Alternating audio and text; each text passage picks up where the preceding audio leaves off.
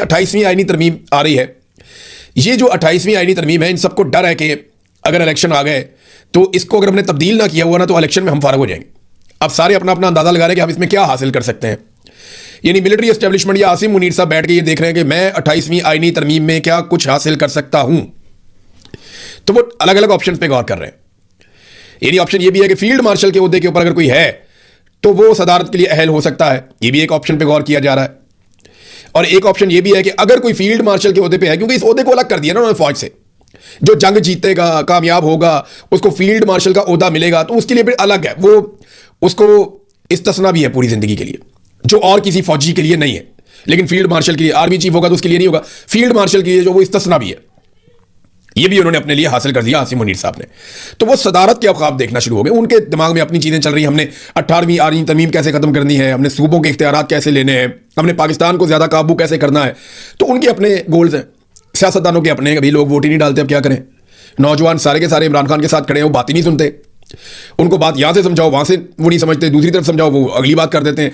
नौजवानों के सवालात के जवाबात है नहीं, अब करें क्या, जाएं किधर। तो ये एक तजवीज़ जनाब, ये राना सनाउल्लाह साहब ने एक मरतबा फिर वो टॉक शो में बात कर रहे थे, सलीम साफी साहब से गालिबन मैंने सुना वो क्लिप। तो हुकूमत इसके ऊपर पहले भी कह चुकी है, अब भी कह रही है कि हम वोटर की जो उम्र है वो 25 साल तक ले जाएंगे। यानी जो 18 साल से लेकर 25 साल तक के बीच में 60 साल का एक गैप है वो हम निकाल देंगे। 25 साल का वोटर कर देंगे तो करोड़ों वोटर बाहर करने की कोशिश है। अब नए वोटर जो बन रहे हैं उनसे भी जान छुड़वा लेंगे ये। तो क्या उसके बाद ये इलेक्शन जीत जाएंगे? तो मेरा सादा जवाब ये है कि कोई फर्क नहीं पड़ेगा ज्यादा, क्योंकि 25 साल से नीचे हो या ऊपर हो, कहानी एक ही चल रही है।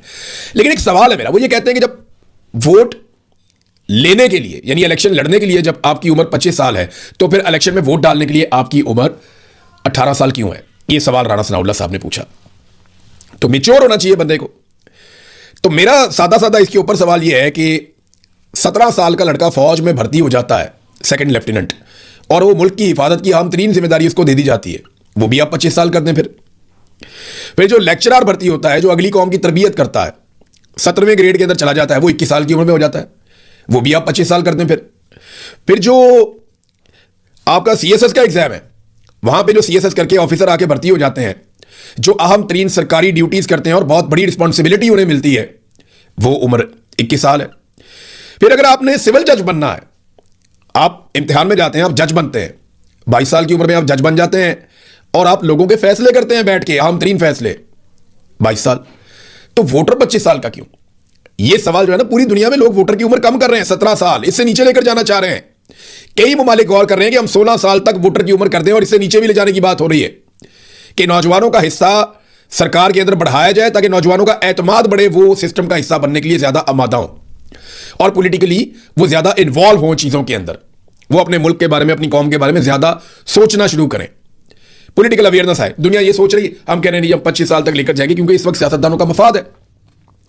इलेक्शन जीतने के लिए पाकिस्तान की मिलिट्री एस्टेब्लिशमेंट और उनके साथ मिली हुई जमातें ये किसी भी लेवल तक जाएंगे। मैं आज की बात कर रहा हूं, हो सकता है कल एक दिन आए कि नवाज शरीफ फौज के खिलाफ खड़ा हो जाए। वैसे तो मुश्किल ही लगता है, क्योंकि नवाज शरीफ जब भी फौज के खिलाफ खड़ा हुआ या फौजी मुदाखलत के खिलाफ खड़ा हुआ, नवाज शरीफ अपनी जाती पॉलिटिक्स के लिए खड़ा हुआ, पाकिस्तान के लिए कभी नहीं खड़ा हुआ।